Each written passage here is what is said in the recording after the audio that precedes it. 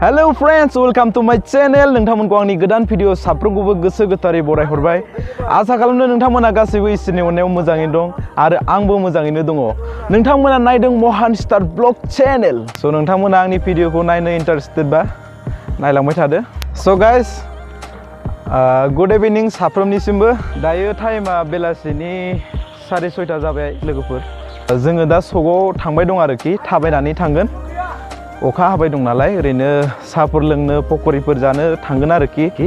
ओरैनोथ' भिडिअ लाबोनायनि जेबो थांखि गैयामोन, बेखायनो आं गोसोखांब्रबनानै बे ब्लगखौ लाबोनाय जादों आरोखि। नोंथांमोनजों आं रायज्लायनो लुगैदों आरोखि, माबोरै दङ माबोरै गैया बेखौहाय एसे खौरां लानो थाखाय। स' कमेन्ट्सआव गासिबो खिथाहरबानो जाबाय, आंनि भिडिअखौ नायग्रा साफ्रोमबो आरो आंनि साबस्क्राइबार लोगो नोंथांमोन। आरो जोंना लामाफोराबो ओरैबायदि गाज्रि लोगोफोर, नोंथांमोना जोंनि साहा ओनसोलाव फैयोब्ला मिथिगोन आरोखि माबायदि अबस्था लामाफोरा। दैज्लां टाइमाव बिराद गाज्रिसिन आरो मेसें टाइमावबो जोंनिया दैनि बिराद खस्थ' जायो आरोना। बेनिफ्राय ओरैबायदि हाद्रि जायो, गारि गंसे खारबाथाय माने ड्रेसानो गथाय काराप जाजोबो थारमाने, बे रोखोमनि आरोना। स' दाबो आं नोंथांमोननि खिथिगोन जोंनि लामाफोरा माबायदि। ना गारियानो लांजायो, ना साइकेलानो लांजायो, ना बाइकआनो सलायजायो, बेबायदि कन्डिसननि आरोना। ससे नायनाय लोगोफोर, नैबे जाहैबाय बाक्सा डिस्ट्रिक्टनि सिङाव थानाय सुबनकाटा एरियानि कुमगुरि होननाय मोनसे जायगानि आरोना।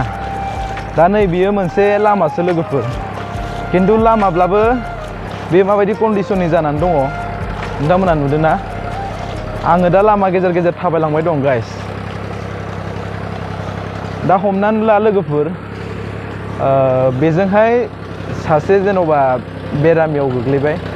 दा बे बेमारिखौ जेन'बा इमारजेन्सि मेडिकेलफोराव लांनोब्ला मा कन्डिसन जागोन लोगोफोर। ना 108खौनो लिंहरस्लाबनो हायो, ना डक्टरानो फैस्लाबनो हायो। फारसेथिं लामानि अबस्थाया ओरैबायदि गाज्रि, बेबायदि कन्डिसन लोगोफोर। दा दैज्लां सिजन नालाय मानसिफोरा नै हालेवबाय दङ, बेनिफ्राय ओरै ट्रेक्टर। आं ओरैनो माने सकआव थांनाय हिसाबै जोंनि साहा ओनसोलनि मानसिफोरा माबायदि थासारियाव सोलियो बा लामा सामा स्कुल कन्डिसनफोरा माबायदि, बेखौ एसे रायज्लायनो थाखायसो नैबे ब्लगखौ लाबोनाय जादों आरोखि। ओरैनोथ' भिडिअ लाबोनायनि जेबो थांखि गैयामोन, बेखायनो आं गोसोखांब्रबनानै बे ब्लगखौ लाबोनाय जादों आरोखि। दा खोथाया जाहैबाय, जोंनि सुबनकाटा एरिया, बे मोनसे एरियायावहाय मानसिफोरा ओरैबायदि खस्थ'आव थानांगौ जायो आरोखि। जेन'बा स्कुल गंसेया गामियाव अबेबा गैयानोखि, आरो फ्राय लोंनाय दैनि थाखाय प्रब्लेम जायो। बेनिफ्राय आरो लामा सामानि कन्डिसना मोजां नङा। थारमाने जोंनि गभर्नमेन्टखौहाय, जोंनि सरकारखौहाय आं बेखौनो रिकुवेस्ट खालामदों, थारमाने जोंनि साहा ओनसोल जिहेतु बाक्सा डिस्ट्रिक्टनि आन्दाराव थानाय सुबनकाटा एरिया, बेवहाय फैनानै ओरै साहा ओनसोलाव एसे नायगिदिं फैयोब्ला मोजां जायो आरोखि।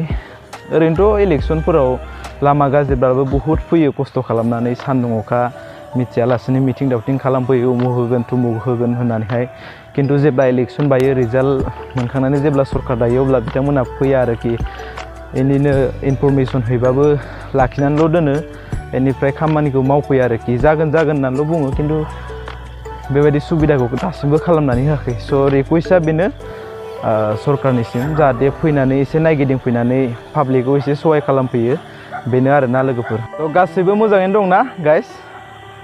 आङो दा फैनानै सकसिम मोनफैबाय। आङो सकखौ खिथिथ'ला, खारन अखा हाबाय दङ, अखायावसो आङो दा भिडिअखौ लाबाय दं आरोखि। दिनैनि भिडिअआ बेखिनियानो लोगोफोर। नेक्स्ट भिडिअ लोगो मोनगोन। बाय बाय।